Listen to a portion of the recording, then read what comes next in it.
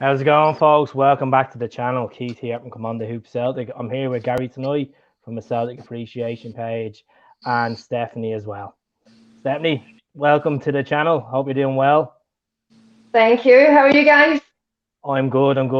Hello to the viewers on Facebook, Twitter, and YouTube. So we're here to talk about obviously the result last night and other stuff as well down the line. So get your comments in and we'll get through them as much as we can. I'm going to go to Stephanie first. The result last night, 3-1. What did you think? What can I say? What can I say? Oh, you got the voicemail that morning? What was the voice note? You're like, we're going to hammer them today. Can you tell everybody the voice note that I left you that morning? You're like, we're going to hammer them today. And the voice note you left me? And I was like, it's going to be a tricky game. We'll be looking to get a result against them. What are you smoking? Was that not your word? But no, absolutely fantastic game from start to finish. There was a few players there that I had probably kind of wrote off a bit too soon. And then last night, I don't want to mention any names, not really fair, but last night was just outstanding from everybody. I really can't fault anybody. Ralston, oh my God, he gave me the fear. I actually thought his head was going to go right into the goalpost. I was like, ah! But he's like, where did he come out of? Where did that lad come from? He's proven himself time and time again. So he has. He's just, as well, Roderick last night, amazing. I've been reading some things online. He's fighting for his place in the team. I really don't think he has to fight for anything. We need him. Definitely. That's nonsense. Like, ANGE knows him inside out. Obviously, with the Australian involved, I think that's a lot of nonsense. Like he's getting fitter as well. Guys, what do you think getting last better. night? He's just getting better and better. He is getting better and better, 100%. Was there a point in the game in the second half, Steph, where you said to yourself, "Oh Jesus, they have us by the ropes. They're gonna get one. They're gonna get another one back after the first goal." I thought the second half was dodgy. Juranovic, he spent too much time on his bum. I was like, no, these are minutes that we don't need. Like, get up. But twice he went down. That was second time a bit of a bitch slap. And he got up and they had the free kick. I was like, what's going on? I don't know, the referee that's another topic we'll go on in a minute, but something needs to be looked at there. 100%. Guys, going into the game yesterday, how were you feeling before with the starting results? Very, very confident, actually. I did predict that I thought we would ski them a down. I just had a confident feeling all day that I thought it was, we're going to beat them 3 or 4-0. What I would point out, the disappointing thing before a ball was even kicked, that a minority of the fans let the club down by disturbing the minute silence for Walter Smith. A few kind of cheers and few boos and chants, and I just think, if you can't stay silent for 60 seconds to honour somebody that's passed away, I think you shouldn't be going to football games. But in terms of the game itself, we blew them away. Absolutely blew them away first half. I thought, had Rogic not gone off injured, we would have scored another 2 or 3 in the second half. Oh, that was a turning point. That was a turning point, losing Rogic. I think Rogic, I know Beaton came on and sailed the ship in that position, but I thought Turnbull was quite good. Like, Turnbull got 2 assists last night as well, like people forget about. I just think was Jota at the races, Steph, was he? There was I don't want to. Last night I spent a lot of time shouting at Mikey Johnson, being honest with you. The first half, I thought by the start of the second half, he should have been gone. He done a lot in the first half, but then there was some moments I was like, oh, what are you doing? There was a few moments for like that for a few players. Kyogo as well. I don't think he was in form last night. There was something, I just don't know. But a few players were off, but it was the second half that was just kind of iffy. But the first half, like, absolutely phenomenal. You cannot fault any of the players for that. Definitely not. I think with the whole Kyogo thing it was obviously the weather conditions. I thought Hibs were already physical in the second half. He did get a bit of a knock. He went flying. Like when the players go near him, it gives me the absolute fear. We all like save Kyogo, and he's such a nice person. Like, see, when you look at him, you can't help but smile. I always say he's so infectious. And then I watched the podcast earlier, and you said the exact same thing as what I've been saying since day one. When you look at him, you just cannot help but smile. And then when someone bigger than him, than another player, they try and bully him, I go crazy. Honestly, you know what it's like. You hear me with the voice notes. But, exactly. Regards to Hibs, you think Jack Ross's job is under the line now, guys?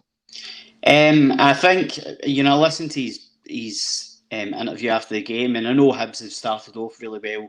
Them and Hearts went great guns at the start of the season. Hearts are still going, but I think what he said was, first half they were really, really disappointed, really poor.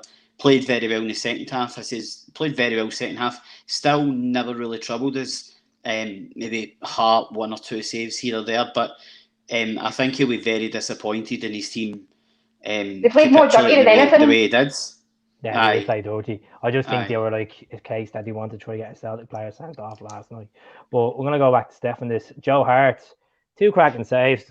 Good save in the first half with his foot, and then the 1-on-1. I think it was Boyle that took the shot, and it was a cracking save. Like, I am going to, and I said it on my Instagram earlier, and again we'll go back to voice notes. I'm going to eat my words with Joe Hart here. I was never confident. He's a very good goalkeeper, amazing goalkeeper. Shaky when he first came, and that's why I wasn't very confident. But now, last night, I actually can't fault his performance. Honestly, I can't. He's pulled up in some big games so far. Even against Varavaro, she pulled off a couple of decent saves in there as well. The only thing was, I have to say, I nearly shit myself last night. See, when the ball got passed back, I think it was Rolson that passed it back, and then they capitalised on it, and he kicked it and it hit off the Hibs player out for a throw, and I was like, oh, good luck. I'm not going to bring it up, but there's a few things that I've said about Joe Hart, and I've watched it each game, time and time again, and there's little things that he would definitely have to work on. Like, sometimes he was being too confident when he shouldn't have been, and he's almost he has cost us some goals. But he's improving, and I think last night kind of showed it, definitely. Right, I put a topic out the other day, and I know you said no, Steph, and I don't. Oh no! Here we go. I know what it is. Gaz is going to say no as well, but can he be more successful than Fraser Foster in the nets for Celtic? It's more difficult, I would say, for Joe Hart because of his age, because of his length of the contract. Obviously, he's only got 2 years on his contract, so I think it's going to be very difficult for him to emulate. I don't think he's going to emulate Foster for what he's done, but purely on a longevity basis. I think Foster had a longer spell for us, so therefore he had more time to be a hero. But listen, I think in terms of what Steph was saying there, I think we can get Joe Hart back to peak Man City days. And I think we're starting to see that with him. Some of his saves last night, some of his saves he's already made this season. I think he's really, really proven his worth to that team, and he just settles the defence down as well. Do you know what I mean? And I totally agree, and I hate the fact that people, like fans, are always comparing players to past players, like goalkeepers to like me. You give me anxiety. Like, I know for a fact you wind me up with certain posts. He knows my triggers. He knows what players wind me up, and he will post a certain player on his page, and I will message him. Then I'll be like, "You dick." I was like, "Why do you have to do that to me?" Don't you? I just think it's down to, as Gaz said, peak Man City It's days. age It's not as even well. age. I think it's No, like getting dropped out of City fold when Bravo came in, going into Torino on loan. He made a shambles. I think he conceded over 30 odd goals at Torino, and then he came back, and then he went to Burnley, had a spell at West Ham. Wayne Rooney even scored in the halfway line against him. Like, it's, I think he's settled now. They realise he's playing for a club that the fans adore him. Mm-hmm. It's a big club, and he's playing playing big games in his aspect. Still playing in Europe. He's still playing against the derby games. So, like, I think we got a good bit of business. This guy cost us $1 million, and we've done well with him so far. And I think there's loads more of Joe Hart to come. And plus, he's a voice captain as well. People forget about. Mm-hmm. Joint best defence in the league now as well. So, I don't know how many clean sheets he's kept, but just in terms of, like, obviously I know you're big into Starfelt, Keith, but and I'm still not see him last night. Honestly, him last night, like, I was not confident about him at the start. Every time I used to watch him, I would freak out. I'd be like, "Oh my god, he looks like he's going to cry every time he gets the ball." Like, he was not confident at all. He was finding it hard to kind of adapt to the new team, like being in a new place and everything. But last night, again, like I said to you as well, Keith, I was like, unbelievable. Like, he showed himself last night. We're going to see a completely different team now. I think the team is very young. We need some men in there, because I've noticed that the smaller guys are getting bullied by the bigger players in other teams. We've seen that last night. We definitely need some men there. But Carl last night, like, I was like, who is that? Like, who is that lad on that field? One thing I realised over Starfelt, Steph, was I even in the Ferran Vars game, his pace, his step, he has the extra pace now that he didn't have before. Is it a case that he's settled now with Cameron Vickers? Is it a big bold move, as much as some Celtic fans will probably put their heads up in shame when I said, is it a risk you put Julian in when they're settled and we're getting clean sheets? Oh, no, I can't wait for him to come back. Big slick Chris, and I'll get him in there. He's going to get stuck in. Like, you're going to see a different player coming back now. Hopefully, that's the thing. Like, he has to I can't wait for it. I have no doubt about it. Yeah, I mean, here's the thing. Starfelt, Carter Vickers before last night.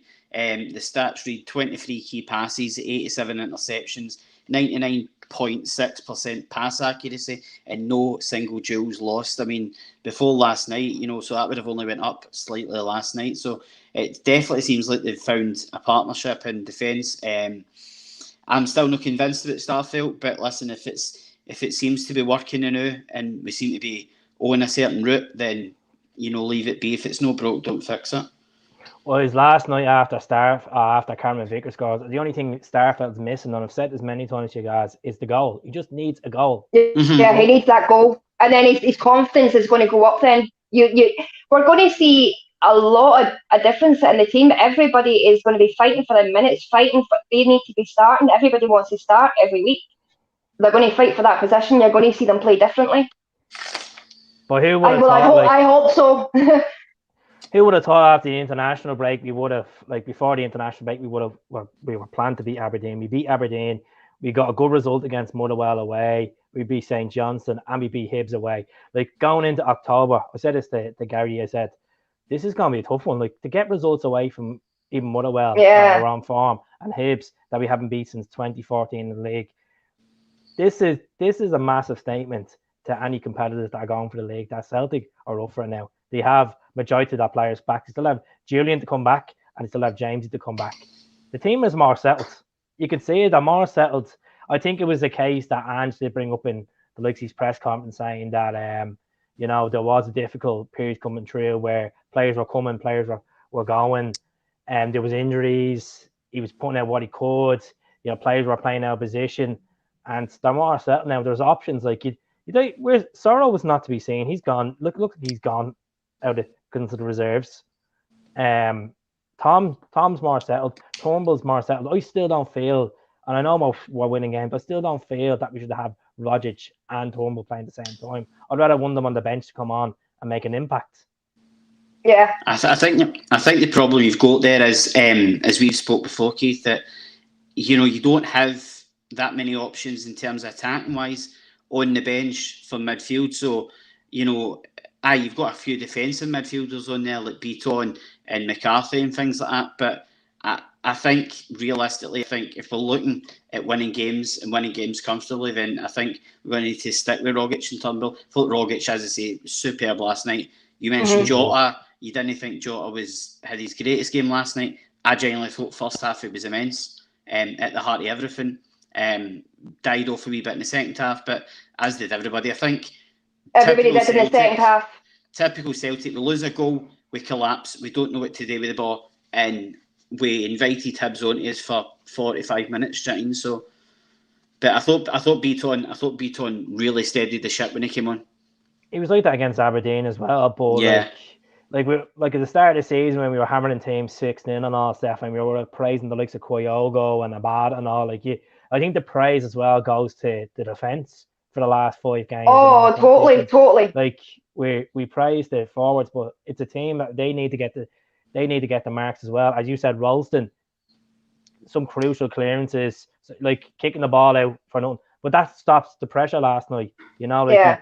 Like I had a feeling all day. I put up on Instagram and I said Ralston's going to score in Edinburgh. I have a feeling, and he did.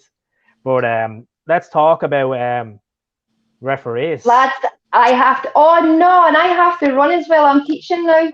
But right, quickly 2 minutes for referees because I hate it. Was it a penalty last night? That's the big question. Out straight. Was it a penalty for Rangers? For Rangers. Are you serious? Was it a penalty? See that? Because everyone I've seen on social media, even when you put on Sky Sports, said no, definitely not. Oh, everybody said no, definitely not.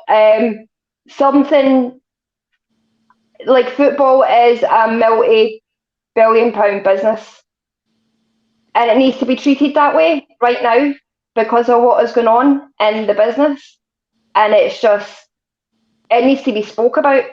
It definitely needs to be spoke about what's going on. 100%. I just don't think UEFA are not looking at the likes of Scottish referees, how so-called well that they ref the games. Like, it's corruption. Like, there's a land. Like, I didn't even know Beaton was reffing the game until I actually went on the stream and seen him reffing the game. And then I said to myself, until you see Rangers get a penalty, 2-1 down, and I was like, you know what's going to happen? It's going to be in the script, and then 7 minutes extra time. But you know what? Brownie scored. Cracking goal. Appreciation close for Brownie. Absolute shithousery for Brown with the celebration as well. The celebrations, I've seen his Instagram page, and the celebrations from the gift that keeps on giving for our club, even when he's not there. I felt like he done that for Celtic. 100%. And then taking the piss out of Morelos as well. Love it. It's just annoying. 7 minutes at a time last night. There was no need for I know the Aberdeen player was down for 2.5 minutes, but it just shows the corruption. As you said to me, Steph, last night on the mail, do you think that they're gonna be done by the end of January? Yeah. They're gonna run out of steam. I'm hoping it's going to be this year. There's going to be a big shake up there because we all know that Gerrard's going to leave. He can't further his career at Rangers the way it's going. It's I don't know how after that penalty, how can he go into work and just say, "Oh, we won. That's a win. I'm going to take that." I'd be embarrassed. What, the same game? I'd be mortified for half of the shit that goes on in that club, and he still shows face and say, "We're champions. We won fucking trophy." But I'm not going to start. I have to run. I'm going to teach. But I'll leave you on that. Take care of yourself, Steph. Thanks very much for coming on. Bye now. Right, so guys, I'm going to move on. Big statement. There's 57 people watching. Hello to everyone on Facebook and YouTube. Get the comments in. After that result last night, you haven't felt like that in a long time competing for the league. Do you think this is a massive statement to say, right, look, I'm confident going in against these on the 2nd of January? I think it's as you say, like when you look at before the last international break, I know things weren't looking too great and all the rest of it. Missing Keogh go through injury and things. Abad lost a wee bit of form and things like that. But definitely looking a lot more confident. And if we can up that kind of first half performance into the second half, then I think definitely. And I know losing Rogic was a killer for us last night, but I just think it's going to be tough because, as you mentioned, referees there earlier on. You know, refereeing decisions this year so far in the first 10 games have been diabolical, absolutely diabolical. Last night, now Celtic should have had a Stonewall penalty in the first half, wasn't given, and when you actually watch the replay again. Ryan Porteous flies in 2 feet off the ground and luckily misses, I can't remember if it's Ralston or Turnbull. That was in the first half. That should have been a red card. Aye. And he flies by him, nobody mentions it, and nobody thinks, oh, that could have been a red card. I thought, I'm going to meet Don Robertson later on next month at my cousin's wedding because my cousin's marrying his brother. But so that will be interesting. I better keep myself in best behaviour and no talk to him because some of the decisions, honestly, for referees this season have been diabolical. And last night, as you say, how Rangers get a penalty and a free kick that leads to the 2 goals. It's shown in the last 5 games that when they're in trouble, when they're a goal behind, penalty, red card, and, as you say, 7 minutes injury time. Panic station. It's corruption. It absolutely is corruption. Like, someone put up last night on Twitter, and it went trending. Like, literally, you've seen it from St. Johnstone. They were down 1-0. St. Mirren, Hibs, and regardless where they are, Ibrox or St. whatever it is, St. McDermott Park. I was going to say fucking St. Mirren Park. They're getting gifted. Yeah. And Gerrard came out the other day and said it like it was outside the box. Like, it's just corruption to the finest. And and people can't say Celtic are cheating that because at the end of the day, we play decent football. Yes, it's taking time on the ANGE to get this together, and there might be a loss before Christmas, or there might be a points drop before Christmas. Touch wood that does not. But I'm confident, and I've said it 3 weeks ago. I think after the Motherwell game, I felt like, you know what, there's a point to be proved here. Like, we can actually close this gap now, and it's only 2 points in it. And there wasn't 1 point in it, but there's only 2 points in it. We have to play them 3 times. There's loads of games. That's the thing, to be honest, because last night, before the games had kicked off, I'm trying to re-go the games in my head, and I'm saying, right, Rangers are going to blow Aberdeen away. And tonight of all nights, they're going to date for Walter Smith and they'll come out and they'll blow Aberdeen away. So I wasn't really expecting a result. So even though Aberdeen were winning with 10 minutes to go, I was confident. I was confident, guys. I disagree with you. Because see, when I seen Gerrard putting the stuff down at Ibrox, I was like, they're feeling vulnerable. They're feeling a bit down on themselves. No, they're not going to go out. It should have went the other way. Because I knew Brownie was going to be playing. I was like, look, I didn't think Brownie was going to score. I said, I wouldn't mind if they put off an upset. But I just had a confidence. I just had a feeling last night that they were going to bottle and just in recent results as well. I know they've got a great result, obviously, at the weekend. But at the end of the day, when you look at it, I mean, I really didn't fancy them to get anything out of the game because of the whole emotion of the night. But in terms of getting a draw, so I was like, well, we should be a point behind, but we're 2 points behind, and we'll take it because we've got Livingston at home, bit of revenge for earlier on in the season. Hopefully, yeah. They're on a good bit of form as well. Put in a good bit of performance on Saturday and hopefully score a few goals and win comfortably. Go top of the league and let's see how their asses look at the goal difference Sunday at Fir Park. Look at the goal difference, guys. Tony Watt, top goal scorer for Motherwell. So let's see how their asses handle it. Listen, I think they'll take care of Motherwell on Sunday. I think whatever happens, whether it's penalties or red cards or whatever, I don't see them. I don't see them dropping more points, to be honest, in my opinion. But it's all about now us taking the lead, us playing first, and us going top of the league and putting a wee bit of pressure on them for a change to go first for the first time this season to go top of the league. What do you think of this one? Mark, thanks very much for watching YouTube. Last night showed Callum Mack needs to stay in the deeper line role. We lost our way when Beaton took over Callum Mack and we pushed loads on. I think against Aberdeen, I think Beaton was really good. I think last night he did kind of lose the head. Callum Mack, he did get booked and all, but there was a case that you seen at the end of the game, Callum Mack actually had boot marks on his shins. Another shocking challenge for last night. You seen the stud marks in his leg, and I think that's why he was upset. Listen, Don Robertson last night had an absolute shocking game.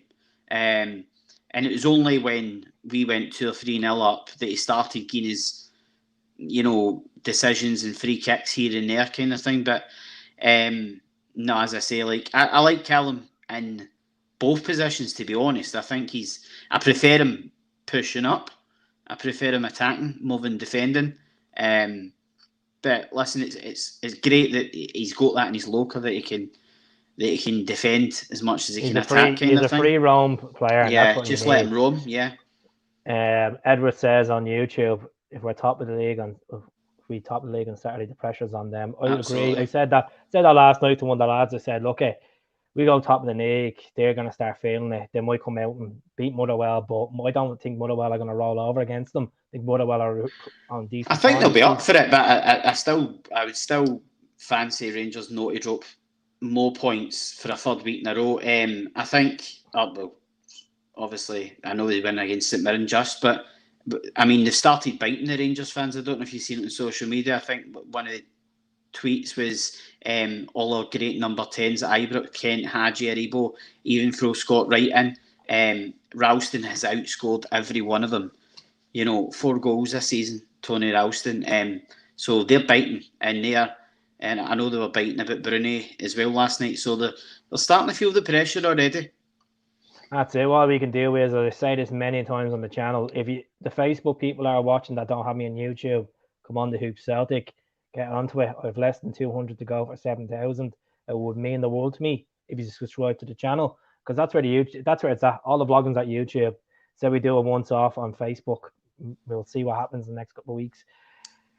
I just feel, Abada can come off the bench now. We have Jota there. We have Giakoumakis, which came on last night. He played actually all right as well. He scored the weekend. He looks hungry now, doesn't he? He looks starting to look hungry. I'm going to go ask for a prediction off yourself and other people are watching. How many goals do you think Giakoumakis will score this season? I'll go for about 12. I was thinking 11 myself. I was going 11. Aye, because I don't think he's going to play every weekend. I think he'll be chopping and changing with Kyogo and Giakoumakis. And obviously it's good because Kyogo can push it wide. Giakoumakis could play up front. The two of them can play up front together. So you've got a Getty to throw into the mix as well. So I don't see him playing every week, but I think he's definitely looking hungry. And it was great to see him score a tidy goal against St Johnstone last weekend. That's it. And he was only offside by literally an inch last night as well. Yeah. Which was raging. It was good to see the black jersey being worn. I know it's a bit of a random one.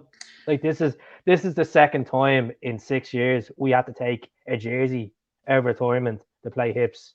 Aye. I was convinced we were going to wear the white jersey last night. I was convinced. I was like, we're going to wear the white jersey. I thought they would have wore the white with the pink jersey, to be fair.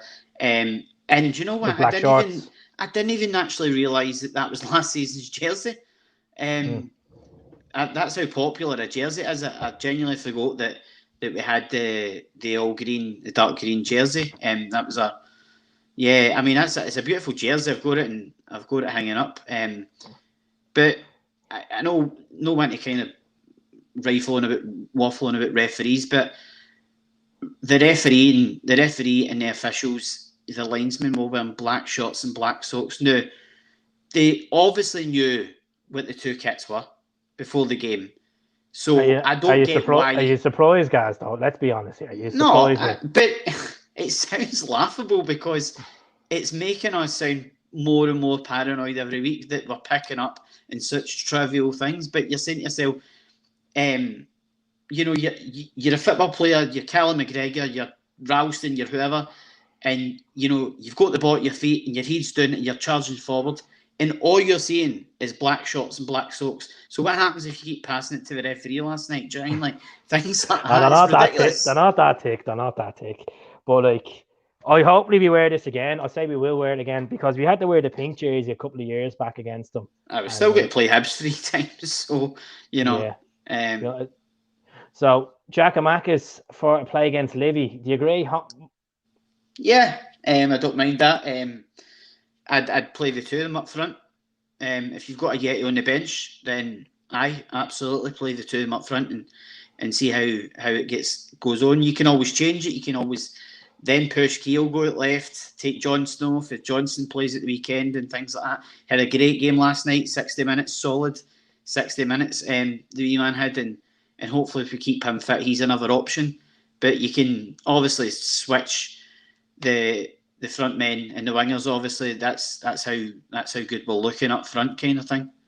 That's it. We have options. I hopefully Yeti goes and we get this guy in Dazen Maeda from Yokohama. He looks like a good player. Like, he looks about 40 odd, but like for 24 he does.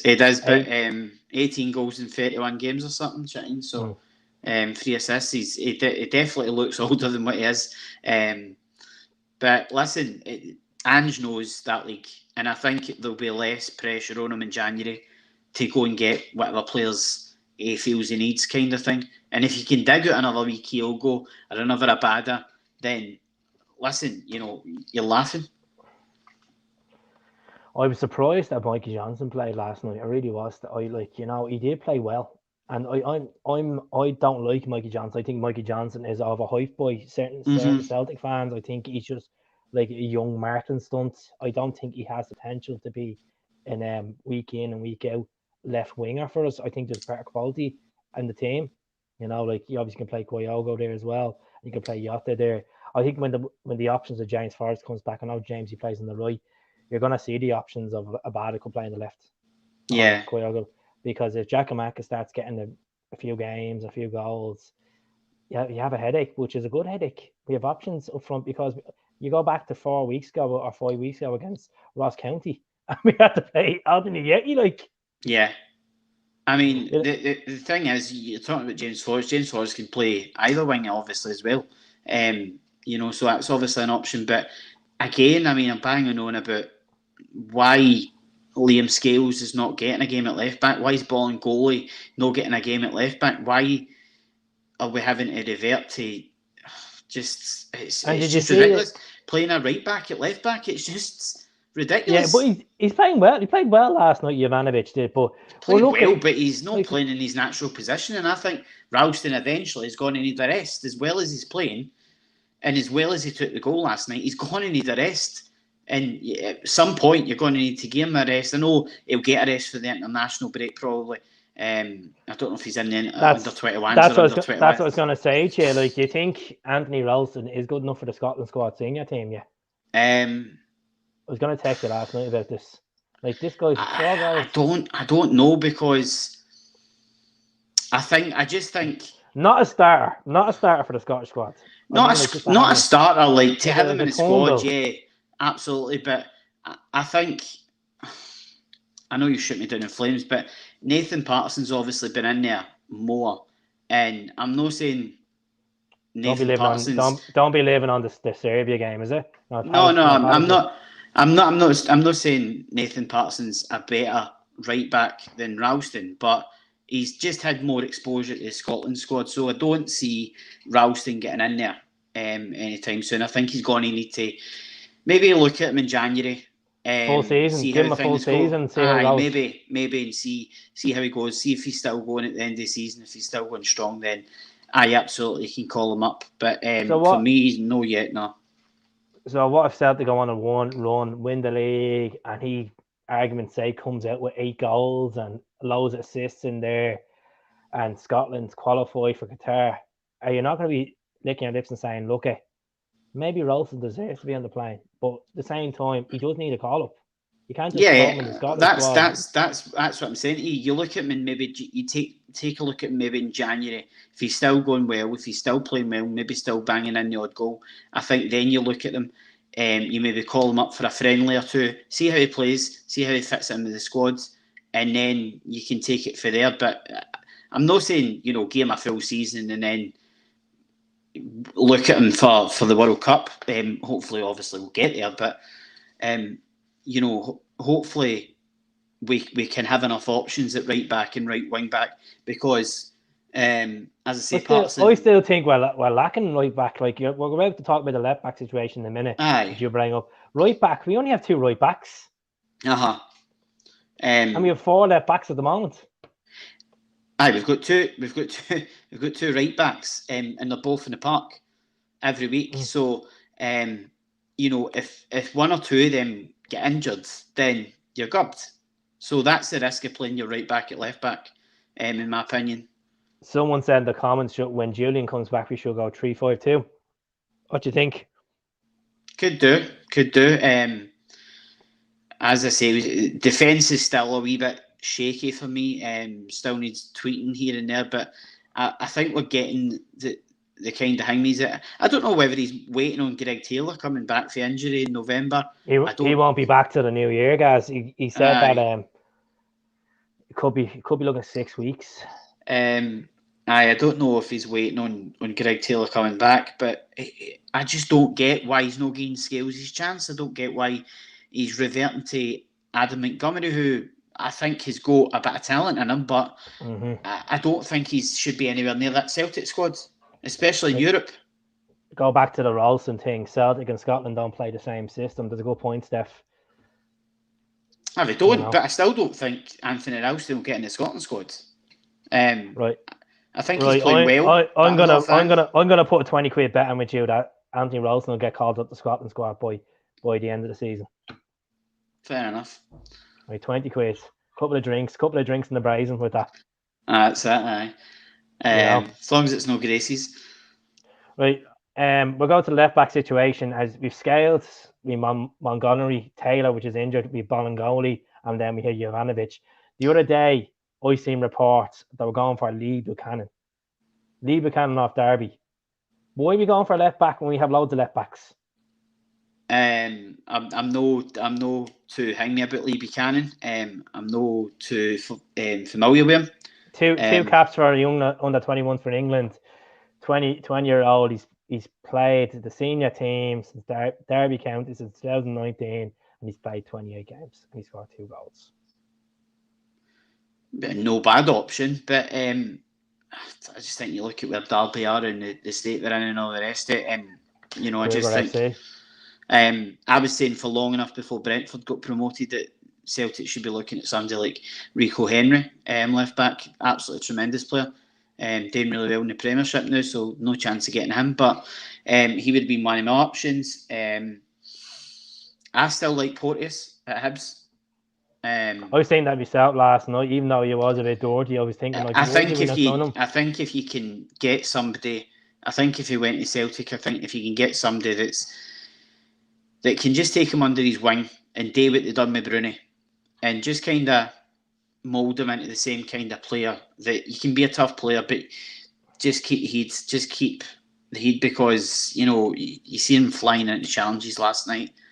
Again, it's just he's got that in him, and he's never going to become a top class player if he keeps performing like that. Do you know what I mean? Well, hopefully John Kennedy could have a chat with him beside him. Yeah, the eyes on you. Aye. Regards to January, I'd be happy with January if we got the Japanese striker, we got Carter Vickers on a permanent. I don't know if he's willing to take the pay cut to sign for Celtic permanently. He looks like he's enjoying football. Seems like he's loving it. Aye. See him up in the corner flag last night. He's trying to win everything. So I wouldn't mind him. 2 goals in there. He's settled Starfelt. And the most important thing is just pay the 6.5 million for Absolutely. Yota. We're going to have to do a clear out. We've talked about this. The likes of Barkas, Yeti, Sorrow on loan. I'd keep Beaton. I actually would keep Beaton at the end of the season. I think Beaton's a good option to keep. What age is Beaton? 28, 29? 28, yeah. It just seems to have been about for forever. Do you know what I mean? He seems to have... was it Man City we bought him for? Man City. Aye, tremendous servant to the club. I would definitely keep him. And that was that. And that you was go it. back to the days. It was going to be near Beaton. Aye, as a yeah, bring as a Toure. back. Aye, yeah, Toure. aye. But Man listen, City. you look at the game last night as well, at Ibrox and all the rest of it, and you look at that's the difference. That's why Aberdeen went 2-0 up, because they've got 3 ex-Celtic players in their squad who are trying 100% harder than any other player in that park. So, Brown, McGeoch and Hayes, chatting. So that helps you when you go to places. About McGinn. I don't know if McGinn played last night. McGinn as well. I couldn't tell you if McGinn played, but he's another one, obviously. And that's what I'm saying. That's what helps you when you go to places like Ibrox and things like that. You play Rangers at Pittodrie, because that helps you, and it helps us obviously get a result. So as I say, but no, in terms of Liam Scales, I'll say it week in, I'll say it week out, he should be banging the manager's door down and saying, and listen, I totally agree with ball and goalie as well. Fireworks. You play ball and goalie, or you play Scales. I would be keeping Montgomery at the team now. Just keep him in the squad. Don't mind him in the squad on the bench. That must be Liam Scales outside Lennoxtown banging the fireworks off. Is Tom Rogic back to his best? He's certainly looked like it this season already. Ange seems to have lit a wee spark in him. And as I say, his footwork last night was tremendous at times. That play towards the Kyogo goal. Aye. It was. Had a bit of Mo Salah touching it, didn't it? Oh, definitely. When you look at Jota, started the move, went down. I don't think it was a free kick, but he bounced back up. Rogic plays him through, and it's a tap in for Kyogo. It's brilliant, and I love the fact that Jota is learning Japanese to link up even more with Kyogo. I think that's I think that's absolutely class, and I think that shows how much Jota wants to be here and wants to do well for Celtic. He needs to sign a permanent. Like if we let him go at the end of the season, kind of what happened like Mohamed El-Nussi. Okay, you have to. I think it's twice the player that Mohamed El-Nussi was. Yeah, he's only young, he's 22, absolutely. And you never know the way he's playing. He could, if he keeps playing the way he's playing, even on Portugal or a serious team, he might get called up for the Portugal squad, the senior squad. He hasn't played for them yet. He's obviously won a couple of Euros with the under teams, but For me, I would possibly go back in January and see about El-Nussi, because, to be perfectly honest with you, I know he's played a lot more for Southampton this season than he ever has done. But for me, I thought it was a quality player at Celtic. It's about the wages as well, guys. There's no point of getting someone in that way. We have a good system. What do you suit Ange's system, though? Well, I don't know. I mean, he's an attack-minded player. And when you look at he didn't take Kyogo off right away last night when he put Giakoumakis on, and I know he didn't exactly play a 4-4-2, but at least he went for it. At 3-1, at least he was still sticking 2 strikers on the park. So I think he obviously likes his team to score loads of goals. And as I say, if Rogic had stayed on last night, it would have been 5 or 6 quite easily. Just on that point, for Donny Boy 67, cracking goal for Bruni last night. He very nearly scored the same goal against us at Pittodrie. Exactly. That's a few weeks when he ago. Scored. Aye, exact same kind of move. He's playing centre back last night as well. He was. Oh, it was tremendous. It was absolutely tremendous. Yeah. So we have Livingston. I haven't checked the fixtures. I haven't checked I know we've Livy. Then we've Ferencváros as well. And then Dundee before the break. Dundee FC, is it? Or Dundee? Aye, Dundee away. Dundee FC away. Aye, before the break, before the international break. League Rivers won't play for us. I think there's one that we need. I'm gonna say something, guys. I worked at this. I don't know a lot of people know this. Lee Griffith's been playing the club since 2014. Guess how much wages we've spent on Lee Griffiths? Probably won't be as much as I'm thinking. 7.3 million. Really? Wow. Mm-hmm. A lot more than I thought. 7.3 million. Was he a top earner then? This at one point. I put yeah, he's on 19 grand, yes. Aye. But I'm saying, was he on big money when he came? That's the thing, No, maybe a year or two after. He had 3 deals he did since he came. So I don't know if he was on a lower salary then when he signed it from Wolves, but 7.3 million I average walk now. Crazy. It's no work for it. Like, Worked out that's from it. That's a yacht. That's a yacht in there. You know? Aye, exactly. And that's the thing. It's no worked out for him at Dundee. I genuinely thought he would have went there, got a bit of kind of adoration, a wee bit of love, and he would have hit the ground running, and he would have banged the goals in. It's no work for him. I think he's only scored once. And that was I think it was against Aberdeen. So for me, I think Dundee will probably get on better without him next Sunday against us, to be fair, because they might just be able to play a different system. I don't know, but I just think his time is done at Celtic. His time is done at Celtic. Absolutely. Look, he's had over 100 goals for us. He's been a part of treble teams, and I wish him the very best. I just think it's time we cut ties with Lee Griffiths. I just start of the season, he got the contract, and we thought, well, look, this is going to be the Lee Griffiths going to come back. And I just think we're at a stage where I'd pick Albion ahead of him. Mm-hmm. Aye, I think when you look at it, I think it's a tough one, because I think had he went to Dens Park and scored a lot more goals than what he has scored, I think Celtic and Postecoglou could have been looking at him and thinking, if we can get that player back at the end of the season, then we could be in the clover kind of thing, and we could get him back to what he was before he kind of went off the rails. But no, I totally agree. I think we need to cut ties. For me, I don't think yet he's got it. I would be looking at getting rid of him and bringing in a better striker. Do you think it'll be adventurous and splash out? I don't think I can't see Celtic splashing out more than 12 million in this window. I think it'll be based over 2 or 3 players at least.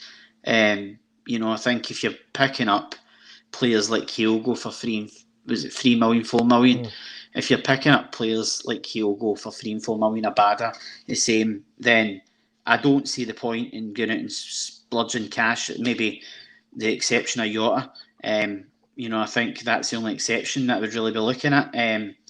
But there will be a lot less pressure on Postecoglou in January, because he won't totally need to rebuild his team. He'll know where the weaknesses are. He'll know where the deadwood is, and he'll just pick at it at the team, and he'll go, right, I want to put him in there, and he'll know who he wants in the J League. He'll obviously have a list drawn up, a talent he wants, kind of thing.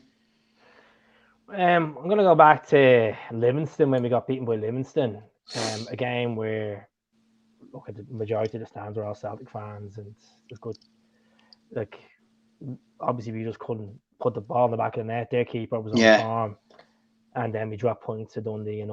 There was, I felt, younger supporters that kind of threw the towel in after the Dundee. Yeah, that was there. I didn't feel like the league was over. I straight said, look, it's a long way to go. It's a long way to go. And I've said it at the start of this podcast. I think we can do it. I really think we can do it. I think that we have to take a lot of sacrifices and losing out on other trophies to do this. Aye. We can't win everything. Like, it could be. I'm confident that I still believe that Ange is going to deliver the League Cup. I just feel that this is the trophy. This is going to be like a win Janssen. We're going to do the League Cup. And do the league. I'm that confident. I just think I don't really give a shit about Europa League. I don't care. No. And I know Gaz is passionate about the Scottish Cup, but I really don't care about the Scottish Cup. If we're top of the table going into the 4th round or the 5th round of the Scottish Cup, really don't care. It's a League Cup. I don't really give a monkey's about, to be honest. Europe 2 games away from a bit of silverware. We're at Hampden against St Johnstone. Yeah, we are, but we're up against the defending champions. And they're on. That's what you've got to look at. It doesn't matter if they're confident at Hampden now. They'll have confidence at Hampden. Saturday night game, 5:00. We're still unbeaten at Hampden. Think about it. We're still unbeaten at Hampden. We are, but it's just going to be like 2 tremendous games. I think we're in for. Absolutely tremendous games. I think we're in for. Here's our Rangers. Tasty. And I just think that, especially after what happened at Ibrox, I think Hibs will be really stoked up for that one. Listen, it's all about getting to that final when it comes. At this Do you remember the days of Sunday football where you get your football manager to be the Lions man? I think it's going to become like that these days. Aye, it's that way. You know, I love the Scottish Cup, and because it's the last game of the season, and it means everything to me. But if I'm being honest, if I'm sacrificing the league, if we're winning the league, I will happily sacrifice the other two cups, because I want Champions League football next year. 100%. It doesn't matter if we're good enough. It doesn't matter if we're good enough and we get spanked for 6 games. It's getting back there and it's trying to stay there. That's the thing. That's true. I can't see Madeira going for 900 grand, folks. I've heard that would be a bargain. I've heard rumors 3.5 million to 4.2 million. And with these stats, it's a bargain at 3.5. Mm-hmm. Do you know what I mean? I don't know if he would command a huge wage. You know, there's a Brazilian player that plays over there as well. It scored 17 goals in 30 games. Leandro Di Maia. You know, so he looks a real talent as well. We're looking at Fernando as well. Fernando Pereira from Guillermo. I don't think we have defensive midfielders in there. Give James McCarthy a bit of time to settle in. For God's sake, I know people are saying he's not up to it.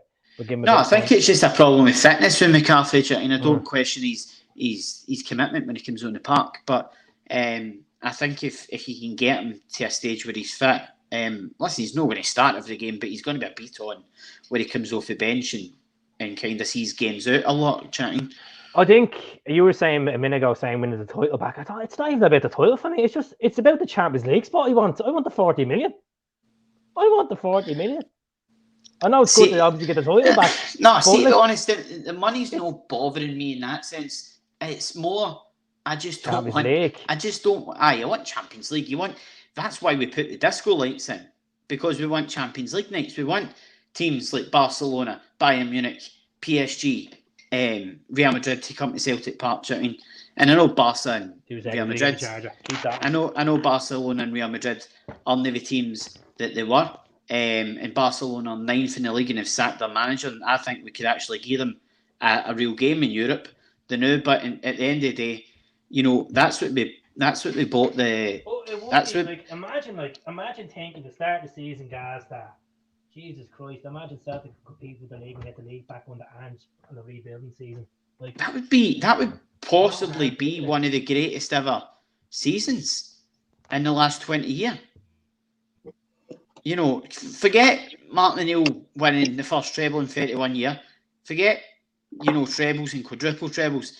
The state we were in when we played Hearts at Tynecastle, you know, we were a shambles, an absolute shambles.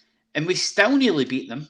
You know, had it not been for a dodgy offside, you know, we still could have beat them. But we're a bit of a shambles all over the place, still settling in. So if Ange Postecoglou delivers the title in his first season, I think they should be building him a statue. To be honest, I mean, like, honestly, it's an incredible achievement. Do you think it'd be more credible than when we stopped 10?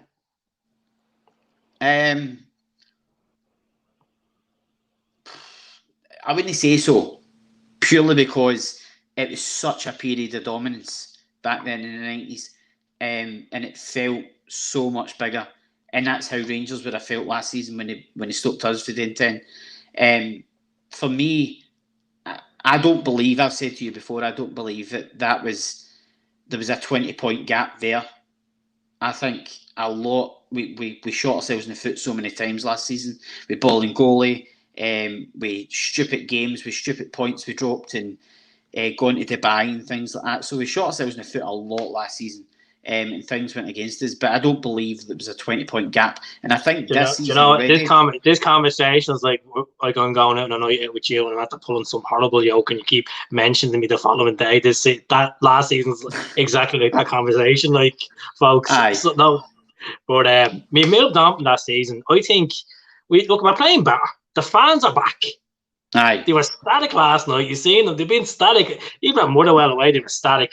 Aberdeen. It's good to see them back. Even though it was over for the game, it was just there's a different vibe about the club.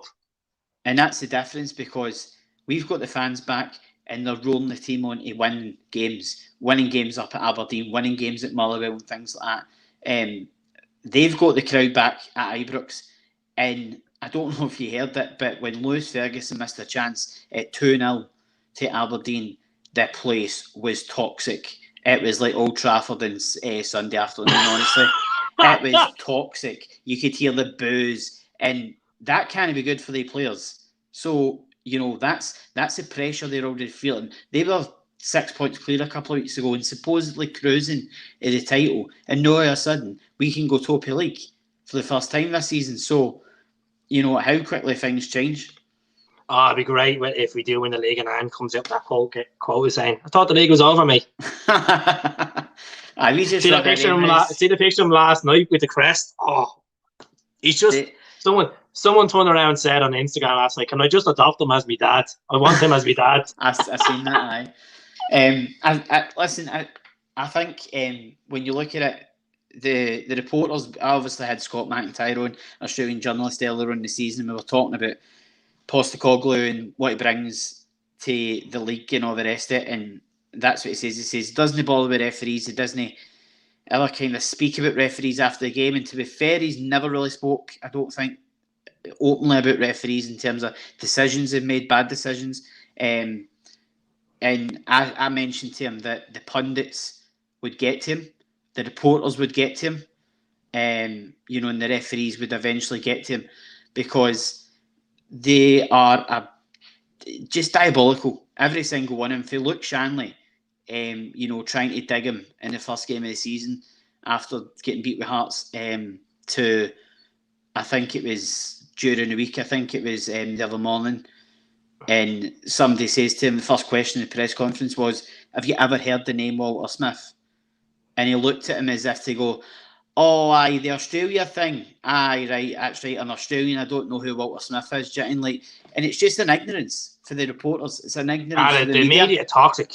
It's an ignorance for the media, and he's handling them so well, because he's just, the way he's hitting them back, they just don't know how to react to it. Do you know what I mean? So he's been absolutely superb. It's just even like that compared to any managers we previously had. Like look at the way Neil Lennon conducted himself last season to the media compared to Ange's. Yeah. Ange's laid back. He has a joke. He loves saying the mate thing. Lenny was just like you're just waiting for one particular journalist, and he knew how to get to Lenny, and then he just used to like you go back to that Ross County game where he walked away from BBC. Yeah, and even after the Dubai, I think it was after the Dubai scandal and all the rest of it, and somebody and somebody says somebody mentioned about Dubai, and he kind of exploded about the government were against Celtic and this and that, and that's when he lost the plot really. Last season, but as you say, listen, last season was last season, and what I loved about POSTECOGLOU, especially during the week before the game, he says, he was asked about Mikey Johnson and Tony Ralston and players like that, and he says, "I don't care what they've done last season. I've been impressed with them this season, and that's all I care about. Do you know what I mean? I don't care if they've not played a game before. It's what they're doing on the training park. It's what they're doing to show me that they should be in this team." So that's what I love, the fact that he's just... Well, I hope Mikey Johnson proves you wrong. I hope Mikey Johnson proves you wrong, because I've said it many times. I don't have faith in him. He was good last night. He hit the post the other day against St. Johnstone. I just feel like he's, 5 games out of 38 games he plays, if he does even play 38 games. I think it's trying to keep him fit.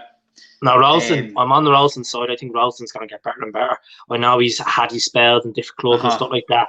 I just think Ralston is going to be one of our best players at the end of the season when it comes down to stats and goals and assists and clean sheets. I just think he's going to be... He plays for the badge. Look, he's nothing special. But he gets up that field. He puts a shift in. Yeah, he's shaky. Like every defender can be shaky, but you have to think about it. Ralston is a part of settling Starfelt. You look at this defence and you think of Cameron Vickers is at the getting 2 goals. Starfelt is looking better. I said to you after the Ferencváros game, I thought Starfelt was our player of the game. Yeah, I thought he just dominated everything. I know Yottis got the assist and stuff like that. I just thought Starfelt had a real... I know this sounds crazy, but had a real Johan Mjällby presence at the back. Aye. I think he's definitely improving and I think Ralston is improving.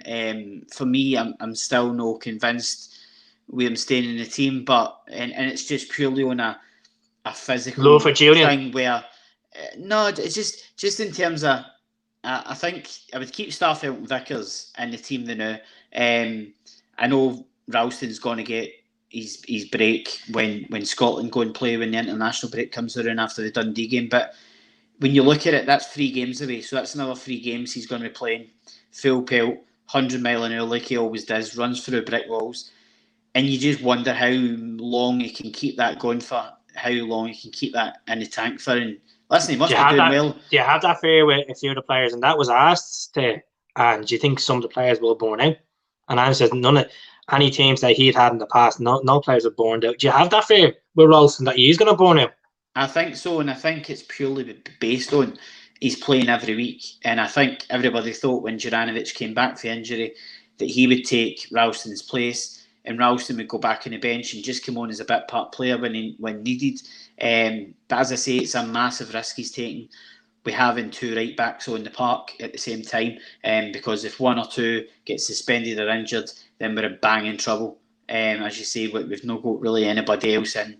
I'll get a right back in January. I'll go for a right back in January. If it's a domestic right back, go for someone right back. Before we go, I've got your team for Livingston on Saturday. Who are you going to go for? To be honest, I mean, I think I'd be tempted to play near enough the same team. The only difference I would maybe make is could probably take Mikey Johnston out of the equation and put in Giakoumakis and play 2 up front.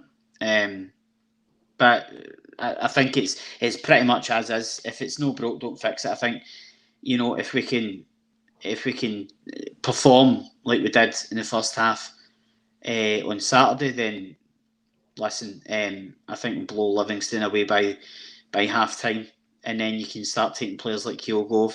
I know Kyogo was slightly struggling with a wee knock he picked up last night, and I think he should have came off sooner. But he came off, and hopefully he's all right. I know Rogic looks like he's done his hammy as well, so hopefully he's okay. I know we need to wait and see about Rogic, but I think Rogic might be maybe Johnson will keep his place, and Rogic will get replaced with Giakoumakis maybe. Right, I'm going to go with Hart, Ralston, Carter Vickers, Starfelt, and Jovanovic. I'm going to go with Beaton because I think Rodgers will be out. Beaton, Carl, Davey. Right wing will be obviously. I'm going to go Kyogo. Left, I'm going to go Yota. Then up front, Giakoumakis. My heart is saying let back, put Scales in, and take Jovanovic, put Jovanovic right, and maybe put Ralston as a rest. But I'm going to back my words up tonight and say that Ralston, he's playing good. I think these are the games that you should be putting players like McCarthy in and maybe Scales in and things like that. Experimenting, as you want to call it. Being at home, having that kind of safety net of being at home, hopefully scoring an early goal or 2, and you know the whole team then settles down.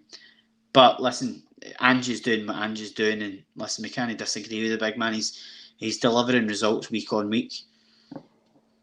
No, that's a strange one there. Strange love, the doctor.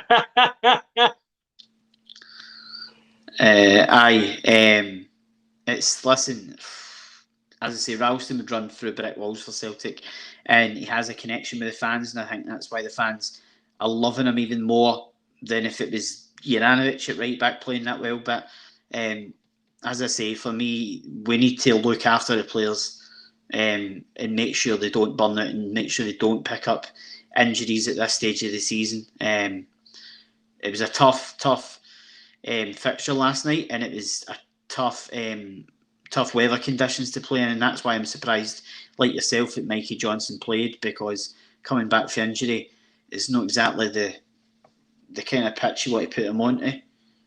Exactly.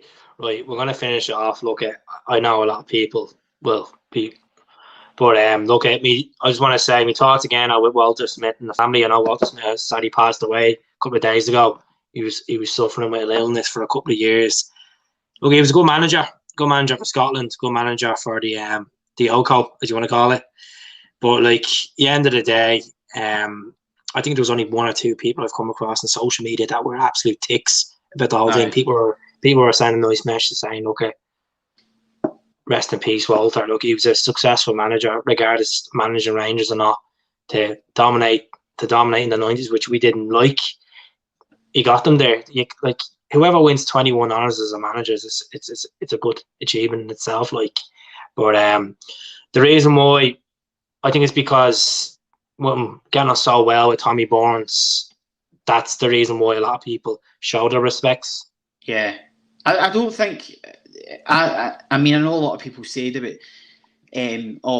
because he showed respect and carried Tommy Burns' coffin and his best pals with Tommy Burns. I don't think that should really come into people's thought process as well. I think he's just a Scottish football great, and I think he should be remembered like that, and he should be respected like that. I just, as I say, like last night, I was disgusted with the minority of fans that decided to start, chanting or booing or shouting obscenities. If you can't stay silent for 60 seconds, then don't go to the football. Simple as. But listen, I only had the pleasure to meet him once, and I could have spoke to him for ages about football, but unfortunately it was with his family going to the Rangers Hearts game. So listen, he was a family man, and obviously condolences to his family, thoughts of his families. The funeral's going to be massive. It's going to be as big as Tommy Burns' was, kind of thing. It was hard watching the Ali McCoy talk sport. My heart was breaking for him. Look, we all know we're Celtic fans here, but like, for a man to come into the studio after hearing his best mates at the passing away, I don't know how he done it. I really don't know how he done it. Even Jim White was in bits. You could see, like, my heart was breaking for him. Honestly, just unbelievable. But listen, as Ali said, he's not in pain anymore, and if it's any kind of comfort, the outpouring of love for Walter, his family will appreciate that, I'm sure. That's it.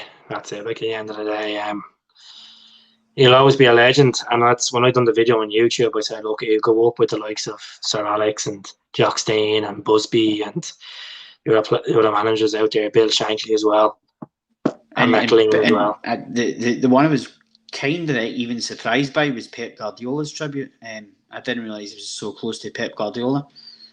He was quite good mates with Guardiola, so that's a massive tribute as well, from one. And he held Everton stay up as well. He held Everton stay up. So okay, good manager. Obviously the opposition team, but at the end of the day, to get a team dominant the way they were, it's an achievement in itself. But that's the past, and all we can think about is our football club and about our current manager, and he's doing a good job at the moment. He's doing a great job, and we go back to. I was watching ANGE's interview today. His interview when he was revealed to the Celtic fans when Jerry McCulloch done the Skype call with him, and the way he spoke, it's just like, you know what, this is all starting to come together under him. Like, I'd recommend to anyone that's watching this on Facebook and YouTube and Twitter, go back to ANGE's first ever interview. Yeah, and the way he speaks, you'd be taken back. Yeah, I think there's a kind of a method right away that he knew this is what I want to build. And I think we obviously went through a wee spell early in the season where it was starting to look that way, and then we fell away and we had injuries and we started to panic and worry a bit. But then, when you look at it, it's starting to come together. Their asses are starting to collapse across the city. And listen, as I say, if we go top of the league, let's see how they handle the pressure. And that's it. Anything can happen. Like, there's only 2 points in it. We could touch wood. We don't. We could collapse and they could go on a win. We could go on a win. They can collapse. Congratulations to Paul John Dykes and the team over the Celtic State of Mind. They won 3 awards, as far as I know, at the Football Vloggers Awards 2 weeks ago. Congratulations to the lads. They have a top show. Like, they do it every day. They keep it going. Hundreds of people watch them, and I had the privilege to be on one of their shows as well. Hopefully, be on one of their shows in the near future. I'm here. But congratulations. Hard work goes on behind the scenes to keep the vlogs going. Me and Gaz do it every 2 to 3 weeks, and it's hard to do it because people are too busy, they're working or they have family stuff, and it's hard to even just get an hour out just to do these things. But we appreciate everyone watching. I just want to talk about Gaz had the privilege to interview one of our favourite players of all time, a man that actually wore this jersey, not this jersey, obviously, last week. How did you feel with Jackie? Do you know what? I could have spoke to him for hours. Absolutely, he was one of my favourites growing up. I think I've said to you before, there was a trio of players, and they might not have been, glamorous players to idolise, but I think for me, Jackie, Phil, and Simon, for me growing up, were just the best. I just had a connection. Felt like I had a connection with him, and as I say, Jackie, I could have spoke to him for hours, and absolutely brilliant book, superb read, definitely worth it. Definitely worth it, and as I say, are you finished already? Aye. Rattled through it. It was a brilliant forward by Henrik Larsson. Absolutely class forward by Henrik Larsson. I didn't realise how close they were as friends, but as I say, I know he's well into the book tour. I think he's already done Ireland. I don't know if he's coming back to do Ireland. He's come to Dublin on the 22nd of January. I'm going to try to go to it. The Crown Plaza, yes. It's like you're going to come to it, guys. You plug. I think I'm going to the maybe the one at the 100 Acres in Glasgow. So I'll be there and hopefully meet up with him and get a chat with him again, kind of thing. No, 100%. 100%. I was going to say to you, I have to say, when I done the interview with myself, I done the interview with Jackie 2-3 years ago, and it's the same situation. You could talk to him for hours, and he doesn't come across as I have to head off or time is put against me. He speaks his heart. He speaks his heart, and what I felt, well, you done the same, very similar to me. You don't want to go on about asking about Henrik Larsson or the other players. You just want to ask about what his life is about. Yeah, and that's the thing. I mean, the thing that buckled me was obviously the Glenn Hoddle story was absolutely buckled, honestly. But I think just to touch what you're saying about the podcast, and obviously it is a lot of hard work. It's a lot of hard work to get guests on. It's a lot of hard work because we've not got the privilege of getting into a studio, like these big bloggers and podcasters. We can't go into a studio. There's nothing wrong with this beautiful bedroom with the European Cup, right? We can't go into a studio and just record it and then leave and then get somebody else to do the editing and the producing and things like that. It's a lot of hard work to just get it up there and get it out there. But it's worth it when you see people liking it and people messaging you and things like that. So as I say, I've got a few things in the pipeline for the new year, so hopefully that's all going to go well. That's it, yeah. Hopefully, rumours are meant to be getting Chris Boyd on the show. Chris who? Chris Boyd. I've met him a few times. I don't think he'll be on the show. Do you know who I'd love to get on? I would love to get, and I know he wouldn't have come on, and I know the fans would probably take it the wrong way, but I'd love to get Coisty on. I'd love to do a live chat, a one-on-one chat with McCoist. I think he would be absolutely class. I think I'd like to see get McCoist on and be some laugh, Thomas Gravison, we can get him on, be something else. a wee bit too mental for me. John Higgins is one I've contacted recently as well. I'd love to get John on. John Higgins, the snooker player. Aye. Celtic fan himself, the one that you made me go and watch when we went to Croke Park. John Higgins. That's right. Aye. Massive. I know he's busy with the snooker. I know he's doing well at the snooker. So things like that. But it's just sometimes it's brass necking it and inviting people on in social media or LinkedIn. Other times it's having to go through the management companies. But as I say, it's definitely worth it when you get them on and you get them chatting, kind of thing.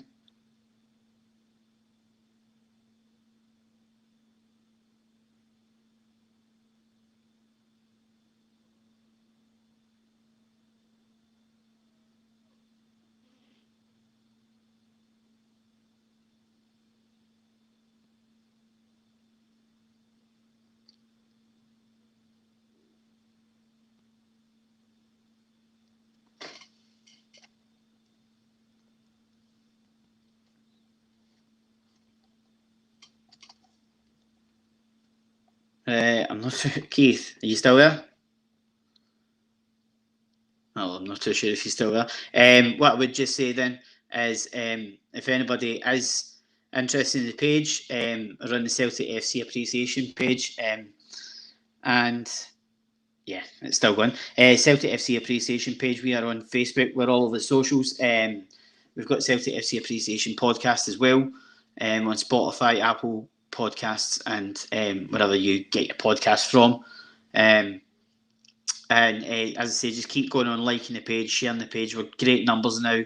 We're nearly at a massive milestone mark. And just keep sharing the podcast and keep reviewing it and keep leaving comments, because it's all about getting it off the ground. And as I say, there's a few big ideas coming up in the next month or two, and hopefully we'll get some merch out there for you guys, for the fans. But seeing as Keith's left me to finish the show, go on and Come On The Hoop Celtic as well. Massive page. He's doing really well on TikTok. All the socials are along the bottom of the bar there. If you can go on and and share his page, I know he's doing great things as well. And as I say, hopefully good luck to Celtic on Saturday. Hopefully we go top of the league, put the pressure on Rangers, and then we'll look ahead to the Ferencváros game. But in the meantime, guys, thanks for watching. Hail, hail.